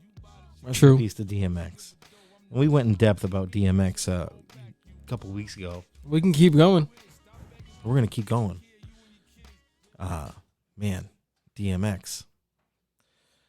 It was one of those things, I think, where we're like, it was like you knew it was coming for a long time. You just didn't know how or when it was going to happen. I think there was there's been a couple scares and stuff over the years. He's done a lot of jail time over the years. He's obviously his involvement in drugs is crazy. But the jail stuff didn't really feel scary. No. It was like, oh man, he got knocked again. Earl's got to sit down for a little while, we won't be hearing anything from him for a minute. But like, it wasn't until recently when he would be like, he got hospitalized all of a sudden to like, oh shit. Yeah, then you're like kind of worried for him. Looks like his life is catching up to him. And then, he get better and, all of a sudden he's going out on tour again. It's like, word. Dark Man X is back. Oh. But, you make plans and God laughs. 6 times platinum was the and then there was X. I mean, this guy had 3 bangers like right in a row. He had the Dark as Hell and Hell is Hot, Flesh of My Flesh, and then there was X. And it was just like boom, boom, boom. Nailed him with like 3 just nasty joints. Now those first 2 were in the same calendar year. Yes. sick. I mean, I really loved the second album at the time. Going back to it now, I'm not like. Yeah, you I'm real you lukewarm to it, yeah. poo-pooed DMX already. We don't need to get back to that. Yeah, but yeah, exactly. We don't need to get all into that. But I mean, that Dark and Hell is Hot is like still one of the most amazing shits I ever heard. I still remember the first time I heard it was with you. You had it on tape. You came up through it on the bus, put it in the back of 1261 on the porch, played it, and I was like, I don't know about this. Like, I wasn't feeling it at first. I don't know, because it wasn't the right atmosphere. You were like, yo, I got you. High speed dubbed it right quick. Handed me the tape, sent me home with it. I have to ride my bike like 40 minutes home, so I got to listen to the whole tape. You were like Malden at the time. Yeah, exactly. And then on that bike ride home, I was like, as I'm booting it, I'm like, oh, it's like, dun, dun. Yeah, it does something too. Yeah, it was like, oh shit, y'all been eating long enough now. Stop being greedy. I was like, oh fuck, all right, I'm with it. And then it just kept on going. And every track was they're like, ribs is touching. I'm gonna make you wait. They're like screeching on your around, gonna bite you. Stack the plate. Yeah, give you brakes. Exactly. Exactly. It was incredible at the time. I was like, damn. I was like, this guy's the illest. I remember I was telling the story today to my daughter, trying to leave out the parts about that I was skipping school to go and cop the album. I was like, oh yeah, I was on the bus coming back from Tower Records, going to high school. Not saying what time it was because it was definitely after I should have been in school. Yeah. But hey, I went to school after. It was just important things needed to be done first. Yeah, you need to tell people you had the tape. Yo, priorities. I will get to class. Yeah, but after I get Earl. And like his name, he was unknown to me. Like I had no clue who DMX was or what he was about at that point. It was just that tape came out. I think like it was like at that time it was like if something dropped on Def Jam, you were kind of like, okay, I gotta see what it is in the 90s. And that was one, and it was like that was a winner. That was like that was a big winner for them. Yeah, I'm trying to figure out if like they had LL dropping at that time. They had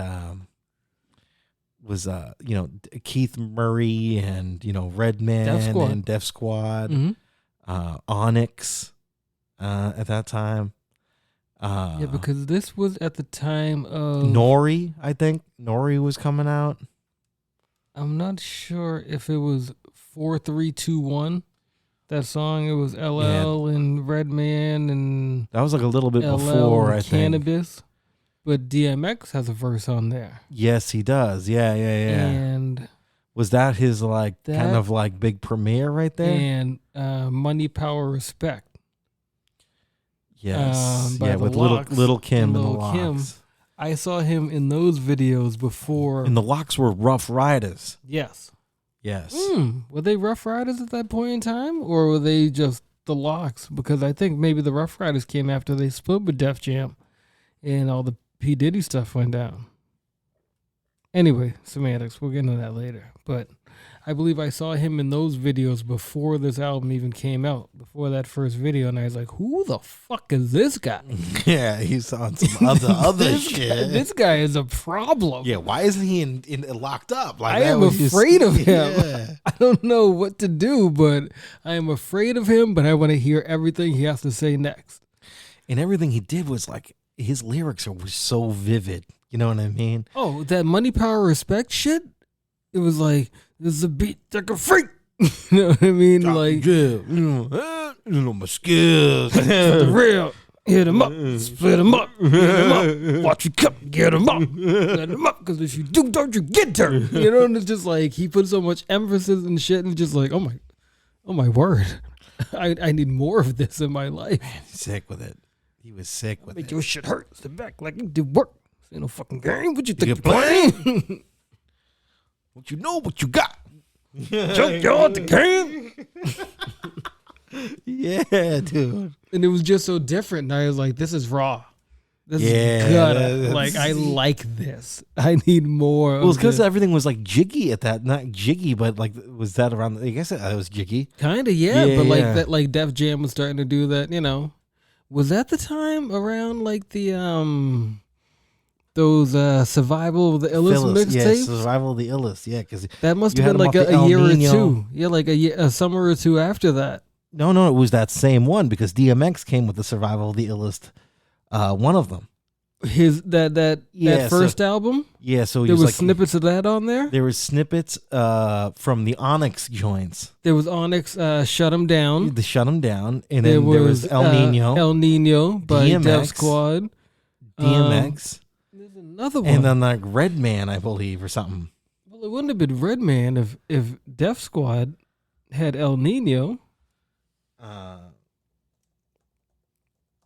me look this up here. Cause like I don't know, like so way back in the days, people, they had these little like mixtape albums that you would get only if you bought other Def Jam affiliated albums, and they'd kind of be like, it'd be like a little sampler, like a mixtape sampler. I used to have a cousin that used to work for a music company, and they used to hand out these summer samplers at parties and like clubs and whatnot all the time back in the day. I don't know, they probably still do, but like I would always get like, you know, the leftovers or whatnot, or I'd steal hers when she'd come home, and you know, it'd just be like what they were trying to push for the summer or for the winter or whatever, and you would get these. Do you remember where these came from? It kind of felt like the And One mixtapes, you know what I mean? Yeah. It was just like you got it if you got something else. Well, according to Wikipedia here, all right? So take this with a grain of salt, but this is... Yeah, I wrote this. Exactly. In May 1998, as part of Survival of the Illest campaign, Def Jam released a series of 3 CDs called Survival of the Illest, Volume 1, 2, and 3, Collector's Edition CD. The first such promotional CD was released as a bonus CD of DMX's album, It's Dark and Hell is Hot. Released on May 19th, 1998, included 11 tracks of Onyx, Shut 'Em Down. Another track is a freestyle, See You in Hell Part 2, recorded for DJ Clue's mixtape, which is a great track. The Curse of DJ Clue. This freestyle can also be found in the compilation Cold Case Files Volume 1. The second promo CD was released as a bonus disc of Onyx's album Shut 'Em Down on June 2nd, 1998. The third promo CD was released as a bonus disc of Def Squad's album El Nino, released in June 30th, 1998. Okay. So boom, there's that. So it was only the 3. What's that? It was only the 3. Only the 3, yeah. Okay. Pardon me for a minute. You got to talk this up. I got to find my glasses. Oh, my glasses. All right, Millhouse, you go handle your business. As I'm looking for it here, I actually see a CD available. It's a live version. Wow, the vinyl for $85. Yowzer. For the Survival of the Illest. But like, I remember having them all. Like, I got them, you know, on the sneak tip. Not even. Like, I paid for the other joint, so I don't even know why this is so expensive. But I just want to hear what the other ones had on them. Because there was 3 of them. Maybe they just combined them all to put them all on this one CD. I don't know. And I don't know if I want to be giving Jeff Bezos my money anyway. So, you know, let me get away from this site right here real quick. Oh, wow. Where are you? I thought you were supposed to be looking for your glasses. Leave me in the audience alone. So while Veg is gone, I got him in Kung Fu some Christmas present last week. I bet you these fucking motherfuckers don't give me nothing. But it's all right. See, the dog's barking. She knows it too. She can feel it. She can feel it in the air with the pheromones, you know. But anyway, back to this rap shit. So many more people we didn't mention. Non-rap person, Christopher motherfucking Plummer passed away this year. Chris Plummer. Actor extraordinaire. I within the past year or two, finally sat down and watched The Sound of Music. And I was like, yo, that's the same dude? Great movie. That's the same dude I know from, you know, Girl with the Dragon Tattoo? That dude, yeah. I'm like, that same dude? But yeah. Was he in Needful Things? Sound of Music is a wonderful, wonderful movie. The Hills were alive, indeed. Indeed. He definitely knew about Nancy Reagan, too. Oh, yeah. He was on the MGM lot. He was there. I seen him. Getting the throat right there, right quick. It's like, oh, Nancy, throat goat? Goodness gracious. God, he's won an Academy Award for Best Supporting Actor for the film Beginners. That's it? I thought he would have had much He's more got hardware. multiple Tonys, a couple Tonys. Man, he's been nominated many a times. He's got a good voice, you know what I mean? A good voice for the stage also. He was the man, dude. How old is this old guy? He was old. I think he was like 90 or something when he passed. Good for him. Yeah, he won. Yeah, 91. 91. Yeah, good on him. Good on you, Chris Plummer. Imagine that. 1929 to 2021. Jesus, he lived through World War II. He could have been in World War II, as a matter of fact. I know which side he would have been on, though. So I'm okay with him. Yeah, he's Canadian. He was like, fuck them Germans. He's on that Allied, the Allied powers, motherfucker. Yo, I was watching that Sound of Music. I was like, okay. Here we go, Von Traps. I'm with you guys.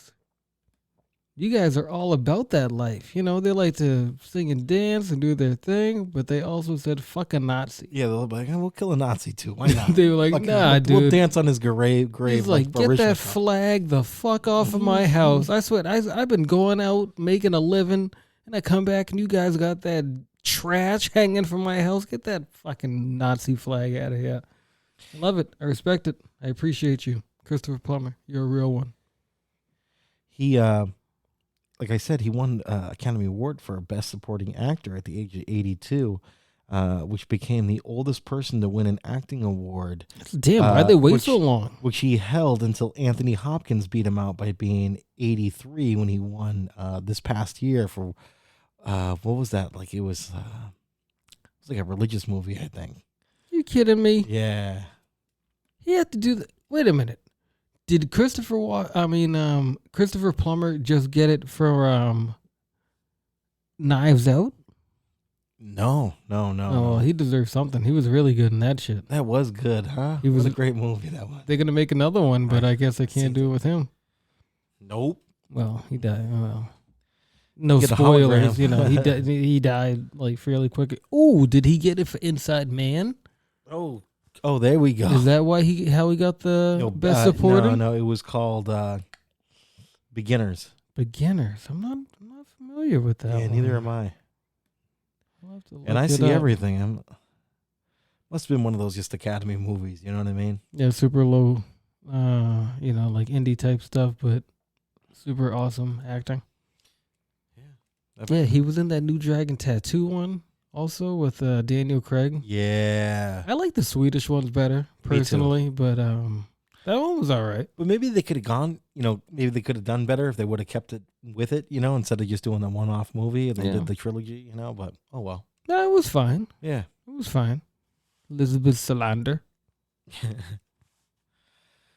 Man, I think that's it, man. We're going up on 2 hours now. Is it really? Yeah. Good. You made me talk for far too long, dude. Yeah. Sorry about that. That was a good time. Hey, always a pleasure. That's a good time, although being a little somber. You know what I mean? Yeah, great time talking about the deaths, the people we lost, man. Deaths of my memories. Man, good folks, man. Bring them back, sweet memory.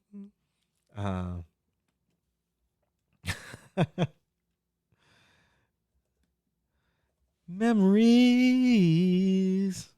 I got a song. I got a song for you. I bet it's going to be really somber and shitty. It is. It's perfect. You're going to love it.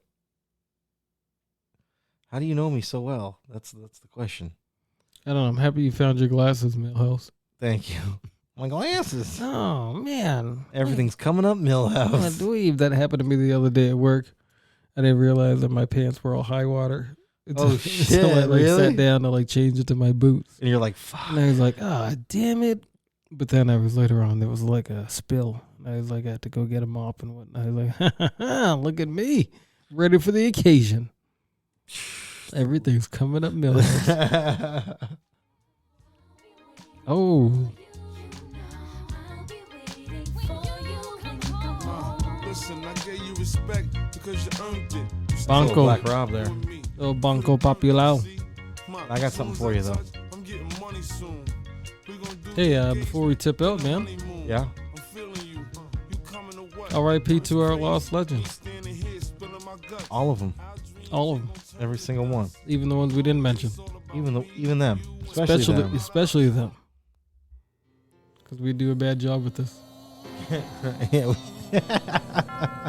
All right. Peace to you, Vega. All right. Peace, brother. CryptOnline.com. Bonafide's the man. It's a good website. Yeah. That's what I hear. That's what I heard. Check out the podcast. Tell your friends. Master P. Never know when it's gonna be. Goodbye.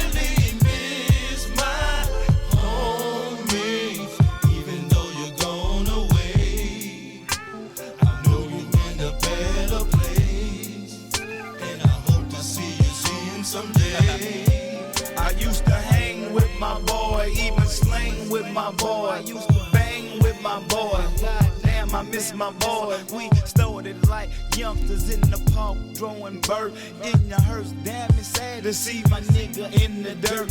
The game got me working, I be perking, never jerking, still blowing doja for you, cause I know you're up there working.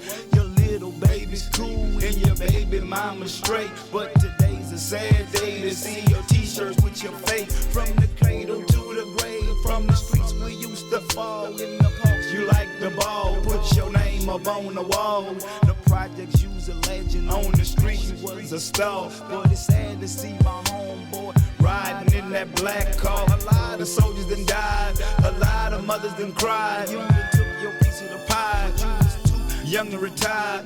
Why soldiers ride for your name, leave it in vain. Some G's never change, damn they killed you for some change. Smile for my homie Kevin Miller, my boy ran with every ghetto person that lost their loved ones to these ghetto scandals. Smile for the day, smile for the day. My homies at the Machiavelli, biggest smile. Somebody took my boy from me. It's like I can't really believe you gone, dog. Sometimes I feel like I can't even go on. And every time I see something that you done left, it just remind me more and more you, dog. I just keep reminiscing, cause I know you all love me. And I keep smiling, knowing that I'm gonna see you in the crossroad one day. We used to grip on the grain and flipping candy toys, but I give up all that bullshit if I could get back my boy.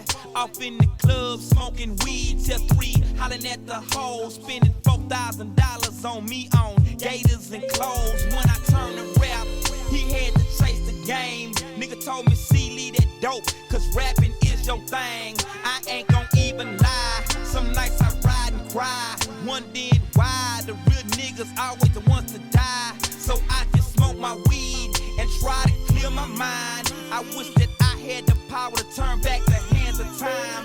I wonder if there's a heaven up there for real G's, for all the niggas in the game that be selling keys. I keep my memories, try to keep my head strong, but baby it's hard to be strong when your main homie gone. Even though you gone, you ain't gonna never be forgotten. Cause as long as I'm here, you gonna live through me and all other true players.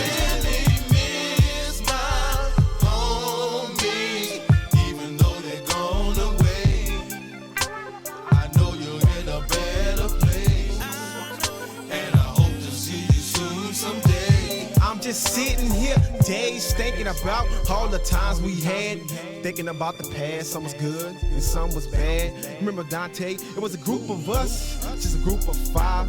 Now 3 dead, 1 in jail, and it seems right now I'm the only one alive. To all my soldiers before me, may y'all rest in peace. When he took my soul, just the body. See at the crossroad, and God decided to take the rest of me. Wishing I could rewind time like demos. Man, you get the girls, write numbers down like memos. Making dollar bets, making our money stretch like limos. Even though I smile, but it's sad. But they say gangsters can't cry. But if I close my eyes, visualize me together, then I suddenly wanna smile and see you laid down when it was your time was up. You never seen your child, but he here to remind us. And even though you was wrong, I never could believe that was true. You was with me forever. You can check my rest in peace tattoos. See, me and PNC forever gonna be riding and thugging. Rest in peace to all the ones that make it. And rest in peace to my brother. We gon' miss you. I love you, fool. Every time I get on my knees, I pray for you. I'm glad you're in a better place. Ain't no more killing, ain't no more fights, and ain't no more tears.